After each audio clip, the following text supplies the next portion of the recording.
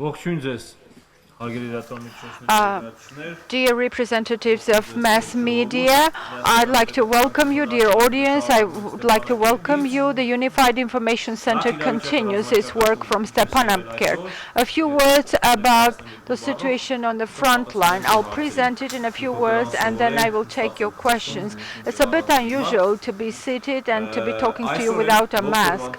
Today and throughout the day, Azerbaijani forces, different diversion groups, mercenaries and terrorists in different directions, including the northwestern part of Artsakh and the forests there were trying to attack in separate groups, in separate battalions, in separate diversion groups.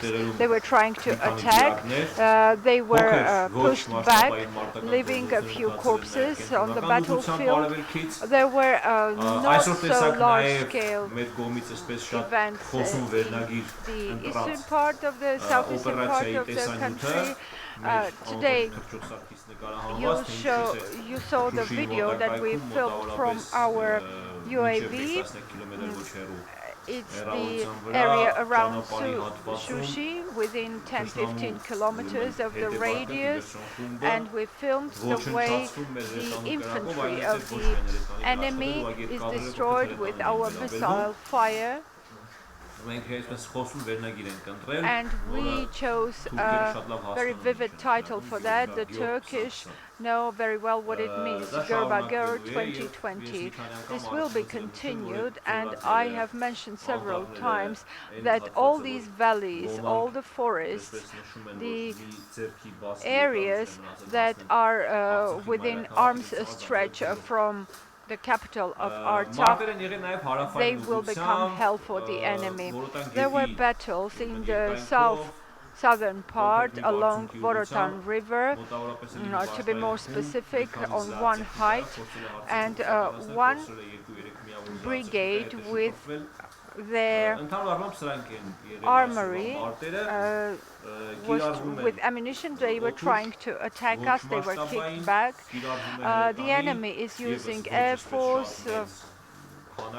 They use artillery to a moderate extent, but in some areas where they are trying to attack us, the intensity of the fire increases. This is the situation in general features, and now I'll try to take your questions. MNTV company, dear Mr. Artsrun, can you say what is the situation in the borders of Armenia, Tavush, Gerarkunik and Sunik? In the Republic of Armenia, on the borderline, in Gerarkunik, 3 times today the enemy's UAVs have been taken down. The Armenian forces took down 3 UAVs within a short period of time. There were no other military actions in other parts of the country. 1.am. Mr. Hovhannisyan, thank you for your work. I have 2 questions. We saw the brilliant work of our UAV. Can we anticipate that the UAVs will become the permanent part of our arsenal? And my second question is, Azerbaijani forces, Azerbaijani media are spreading the news that some international partners are kept in Artsakh by force. Thank you for your question. It's not always that we, like Azerbaijani troops, by a slowdown movement or attacks. This is not something we make to show in slow motion super accurate strikes to surprise our audience and to suffice them, like Azerbaijanis do. Dear friends, war and fire and counter-strikes are quite episodic, and it's not always that they need to be filmed and shown. And because of this, very often people perceive this war like a virtual game. It leaves an impression like that very often among the audience, but this is not the case. We need UAVs, we need the weapons, armory, etc. But the main mission is completed by humans, their will and their desire to protect, defend their own land, or in case of enemy, I won't name their motivation. So we will film. If we find it convenient and appropriate, we will publicize it.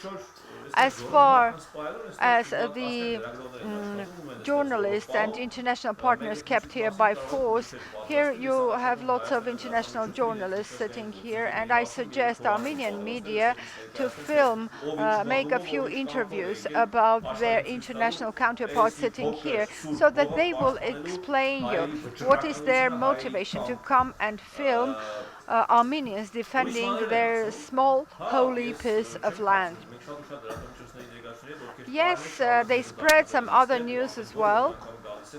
And there are some journalists who are regulars here. Others are coming here for the first time, and they sincerely illustrate the situation in the world. And of course, they become friends with us because we share the same system of values. Because when people see that peaceful citizens are being bombed, when they see that people become refugees, when they see that Azerbaijan operates with false values, fake information, and hollow ideas, because of which they kill us and also they kill their own soldiers, people, international journalists, international mass media sitting here, they've been working here for quite a number of days, and they see it all. I feel really sorry that very often, as a result of this kind of media information, or in case of volunteers coming from diaspora in Azerbaijan, they film impactful materials about all this. It's a really painful fact. I am in Artsakh for the third or fourth time. I go to different parts of the front line. I'm here today and we're working here. And all I can see is one thing. We see the unity of our people. I see the unity of the entire Armenian nation. Whether this Armenian is located in Armenia, in Yerevan, in any other region, or from Lebanon, from France, whatever. I have friends here with me from the United States, from France. We have people here from France. People all came here to protect their holy motherland. And if 10, 15 days ago, at war, our situation was slightly worse than today, it's definitely better today. I'm not stating that the bad days are gone, but I believe that 10, 15 days ago it was worse.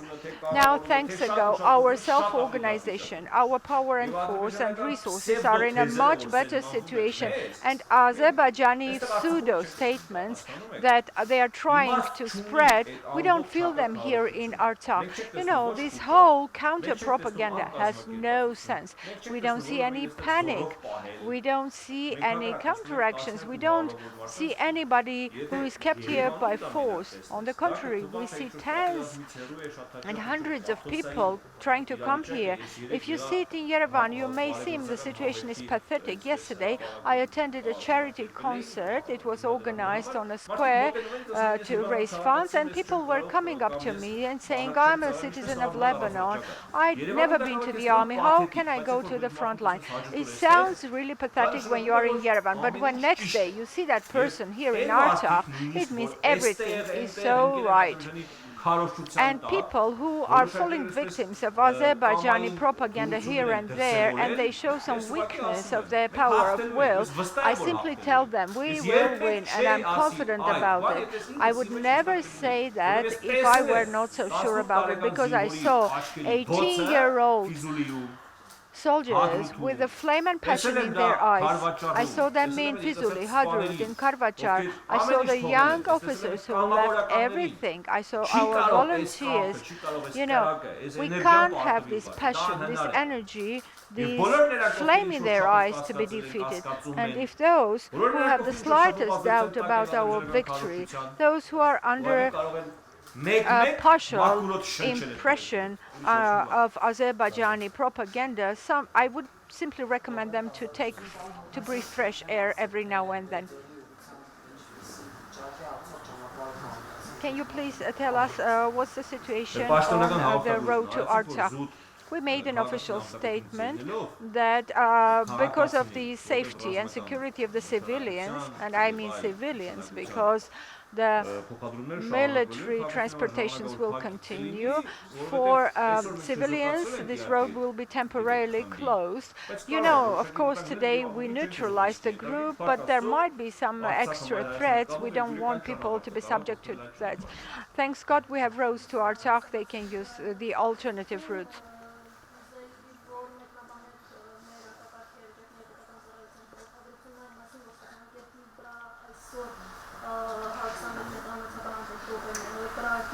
How can you recommend? How can you comment on the shootings on Stepanakert that were reported by the Ministry of Emergency Situations and diversion groups? The diversionists will be caught one by one, and they will be terminated and eliminated everywhere. Doesn't matter if it's northwards, southwards, whether they are in the valleys or in the forests. All this will become a grave for them, nothing else. Whether it was 120 diversionists or not, 120 millimeter missile, I was doubting myself. In fact, it's really hard. D-30 missile, when it explodes, right after the explosion, it's hard to decide what was the diameter, but in fact, it's not relevant, I would say. You know, diversion groups, sometimes they reach far and then they get destroyed. And so yesterday you saw this military vehicle that was destroyed. It might have been full of ammunition, and they could come and fall a victim. You know, this is a war, and some specific episodes might take place. One more question, Mr. Hovhannisyan. Can you please tell us, are those UAVs that were downed on the territory of their mission? I cannot tell you that, you know, they were downed quite late. They were taken down quite late. I can't tell you at this moment. If we can see some parts, if some parts are visualized, we can easily know what their mission was. May I ask you a question, Mr. Hovhannisyan? My question is, how safe is the road of Kelbajar at the moment? I traveled via this road and it was quite safe. Any other questions? Okay, let's switch to electronic questions, online questions. Don't read out the questions from Azatutun. Okay, blog news. Mr. Hovhannisyan, in one of your press conferences you mentioned that it cannot be excluded that Azerbaijan sees the movement of our troops from their satellites. Yes, it might happen. Frankly speaking, this is the data which I cannot exclude. Nor Hayastan media. Why is it that the mass media of the enemy is so frequently referring to you and to Gagik Surenyan? Why are they mentioning you and Gagik Surenyan so often? I don't know. Maybe I'm a kind of headache for them. I don't know. The tactics of military actions when changed, and the enemy, by using diversion groups, is nevertheless proceeding meter by meter in the Askeran region, and they use the paved roads as well. And they come with their weapons quite close to Berdor Shushi Road. What are we doing to cut this artery of the enemy? And can we say how big is the volume of weapons and human resources that the enemy accumulated? It's a hard question to answer. Aliyev doesn't hide that Shushi is of vital importance for him. I think when he was stumbling on his place for a long time, he is really desperate now to hear about some glorious achievements. I will not say any more, but please know that meter by meter we're fighting for our land.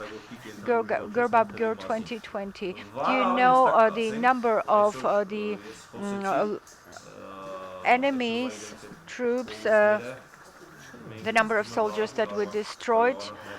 Well, tomorrow I think we will count and publicize this information. I will skip the questions of Azadutsun radio station, Lurer 24 AM. It has already been mentioned that in Gerarkunik region, 2 UAVs of the enemy have been downed. What is the situation now? It is relatively quiet. The last UAV has been taken down at around 10 o'clock, Bagramian 26.